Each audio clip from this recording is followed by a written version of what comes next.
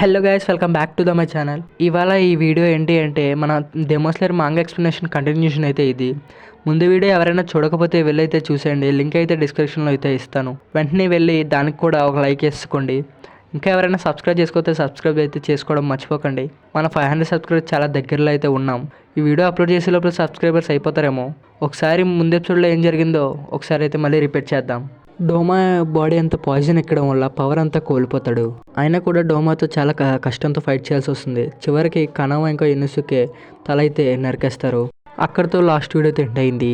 తర్వాత ఏం జరుగుతుందో అయితే చూద్దాం. ఇంకా chapter number 163 over flowing heart. Chapter స్టార్టింగ్లో డోమాన్ అయితే ఓడించిన తర్వాత ఏం జరుగుతుందో చూద్దాం. నా తల నరికేశారా? అడవిలో పుట్టి కత్తి వాడని కూడా రానివాడు ఇంకా పాయిజన్ యూజ్ చేస్తూ తల కూడా నరకలేని ఒక అషీరా, వీళ్ళంతా కలిసి నన్ను ఓడించారా? ఇలాంటి వాళ్ళ చేతిలోన నేను ఓడిపోయాను. అకాజా ఇంకా చాలాసేపు అయితే ఫైట్ చేశాడు. నేను కూడా అంత ఫైట్ చేయలేదు. అసలు ఏం జరుగుతుంది ఇక్కడ? లేదు, నేను ఓడిపోవడానికి లేదు. నేను అకాజా మూసాన్ లాగా ఇంకా ఫైట్ చేయగలను. కానీ నేను అలా ఎందుకు బూడిదవుతున్నాను అర్థం కాల. ఎందుకంటే నాకు ఏం బాధ లేదు, ఏమీ లేదు. ఎందుకంటే నేను పుట్టడమే అలా పుట్టా. నా చిన్నప్పుడు మా నాన్న ఆస్మాకి వచ్చిన అమ్మాయిని బలవంతం చేశారని మా అమ్మ చూసి తనైతే చంపేసింది. అప్పుడే మా అమ్మ కూడా చనిపోయింది. నాకు అప్పుడు కూడా ఏమనిపించేది కాదు.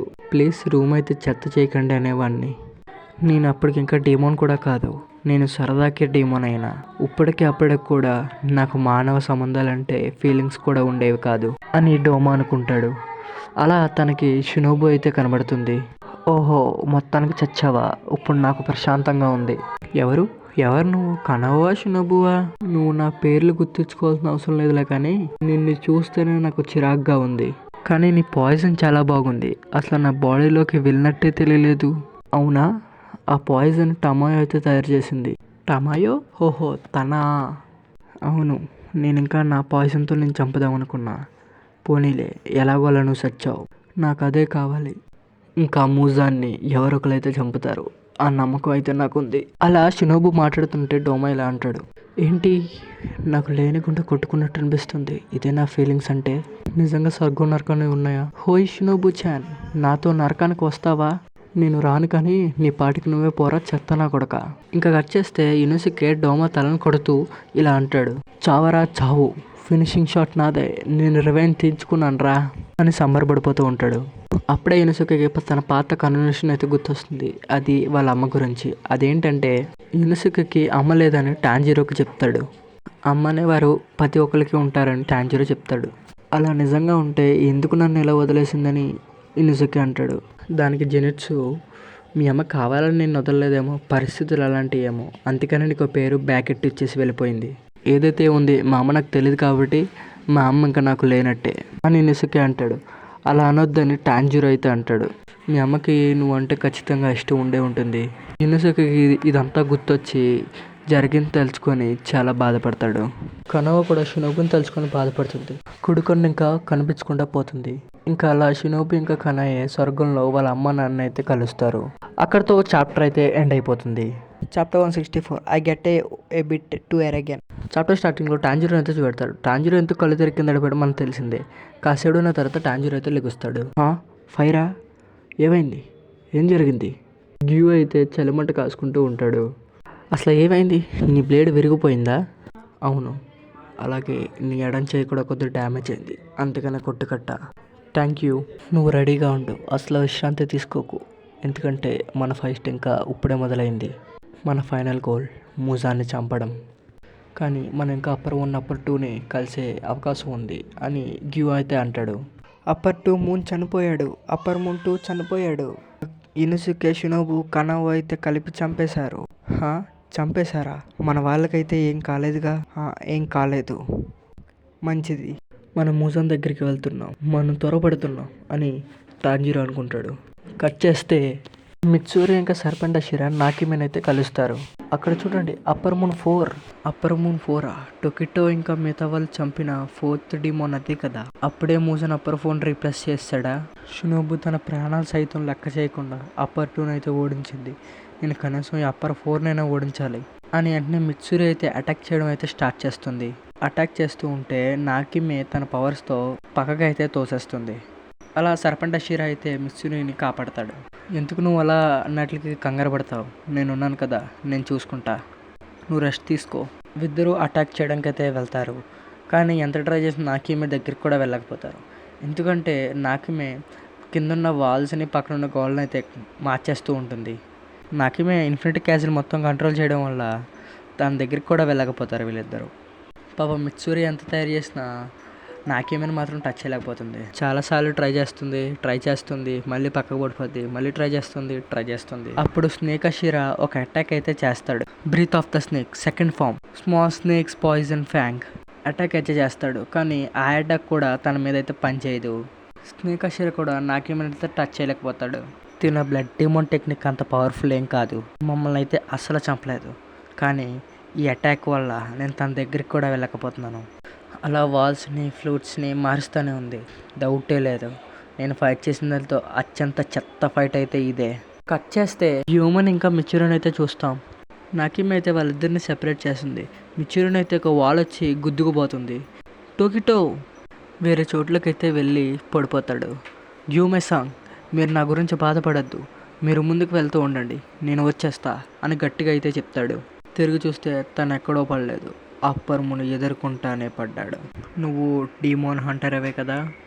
ఏంటి, అప్పర్ మూన్ వన్నా అని మిచురు అయితే షాక్ అవుతాడు. అక్కడితో ఈ చాప్టర్ ఎండ్ అవుతుంది. గాయస్, ఇంకెవరైనా సబ్స్క్రైబ్ చేస్తే సబ్స్క్రైబ్ చేసుకొని ఈ లోపలికి మీరైతే లైక్ అయితే కొట్టేయండి. మిచురు వర్సెస్ అప్పర్ మూన్ 1 ఫైట్ ఎలాగుందో చూసేద్దాం. Chapter 165 different ట్రంబ్లింగ్. మిచురు ఇంకా అప్పర్ మూన్ 1 ఇలా మాట్లాడుకుంటారు. నాకు అర్థమైంది, నేను చూస్తే నాకు బాగా తెలిసిన వాళ్ళగా ఉన్నావు. వీడు అందరు అప్పర్ మూన్ డెమోన్స్ పోలిస్తే వీడు చాలా డిఫరెంట్గా ఉన్నాడు, చాలా పవర్ఫుల్గా కనిపిస్తున్నాడు. తక్కువ అంచనా ఇలా. తన దగ్గర ఏంటి, ఒక బ్లేడ్ ఉంది. తను కూడా ఒకప్పుడు డెమోస్ లేరా? ఖచ్చితంగా ఈ డెమోన్ ఒక బ్రీతింగ్ యూజర్ అయ్యి ఉండొచ్చు అని మిచురు అంటాడు. కానీ తనను చూస్తుంటే నా ఒళ్ళు వనకడం అసలు ఆగట్లేదు. ఇలాంటిది నేను ఎప్పుడూ ఎక్స్పీరియన్స్ చేయలేదు. ఇంకా అప్పర్ మూన్ 1 ఇలా మాట్లాడతాడు. నీ పేరేంటి? నా పేరు టోకిటో మిచిరో. టోకిటో మిచిరో. సుగునికియో అనే పేరు చనిపోయిందనమాట. ఏంటి సుగునికియా అంటే ఏంటి? 100 ఏళ్ల క్రితం నాకు ఒక ఫ్యామిలీ ఉండేది. నేను మనిషిగా ఉన్నప్పుడు నా పేరు ముచిరో సుగుకోని. అంటే సుగుకోని ఫ్యామిలీకి చెందినవాడివి నువ్వు. ఏంటి, నేను వీడి వంశమా? అసాధ్యం. తిను కూడా బ్రీతింగ్ యూజరా? ఆ కథలో చెప్పినట్టు ఫస్ట్ బ్రీతింగ్ యూజర్ తినేనా? కాదు, అసలు అయి ఉండదు, అది ప్యానిక్ అవ్వకుండా ఉండాలి అని చెప్పి వెంటనే కామ్ అయిపోతాడు. నువ్వు చూస్తుంటే చాలా పవర్ఫుల్గా ఉన్నట్టున్నావు. నా ముందు నుంచొని కూడా వెంటనే కామ్ అయిపోయి అటాక్ చేయడానికి సిద్ధపడుతున్నావు అని అప్పర్ మూన్ 1 అనడంతో వెంటనే మిచిరో అటాక్ చేయడానికి ముందుకు వస్తాడు. బ్రీత్ ఆఫ్ ద మిస్ట్, లేడ్ మిస్ట్. అది చాలా మంచి అటాక్. మిస్ట్ బ్రీతింగా? పర్వాలేదు. Breath of the mist 6th form, సియర్స్ క్లౌడింగ్ మిషన్. ఆ అటాక్ అని చూడ అప్పర్ 1 అయితే తప్పించుకుంటాడు. అలా అటాక్స్ అనేది తప్పించుకుంటూ ఉంటాడు. అండ్ ఇలా అంటాడు, మిచిరో, నీకు 14 ఏళ్ళు ఉంటాయనుకుంటా. నీ టెక్నిక్స్ చాలా బాగున్నాయి. ఈ వయసులోనూ ఈ లెవెల్లో చేరుకున్నావంటే నిన్ను మెచ్చుకొని చేరాల్సిందే. నీలో నన్ను చంపే కసి ఉంది, డౌటే లేదు. నువ్వు నా రక్తం నుంచి పుట్టినవాడివే. నా పేరు చనిపోయిన నా రక్త కణాలు ఇంకా నీలో ప్రవహిస్తూనే ఉన్నాయి. ఏంటి, జోక్ చేస్తున్నావా? నీ వంశానికి చెందిన ఉన్నైనా నీ 100 ఏళ్ళు అయినాయి కదా. నీ రక్తం నాలో ఒక్క చుక్క కూడా ఉండకపోవచ్చు. కాబట్టి నీతో మాట్లాడి ఇంకా వేస్ట్ అని మిచిరో అయితే తన మార్క్ని అయితే అన్లాక్ చేస్తాడు. మార్క్ వచ్చిందా అంటే ఈ కాలంలో కూడా డెమోస్లైస్కి మార్క్ వస్తున్నాయా? Breath of the mist 7th form. అలా మిచిరో అప్పర్ మూన్ 5ని ఏ అటాక్తో అంతం చేశాడో ఆ అటాక్ని అప్పర్ మూన్ 1 అయితే ఉపయోగిస్తాడు. కానీ అప్పర్ మూన్ 1 ఆ అటాక్ని కూడా తప్పించుకుంటాడు. చాలా బాగుంది. ఇప్పటివరకు ఏ మిస్ట్ బ్రీత్ యూజర్ దగ్గర ఇలాంటి అటాక్ చూడలేదు. దీన్ని నువ్వే తయారు చేసినట్టున్నావు కదా. కానీ ఇంకా నిన్న బ్లేడ్ని యూజ్ చేయకపోతే అది నీకు అవమానం కింద ఉంటుంది.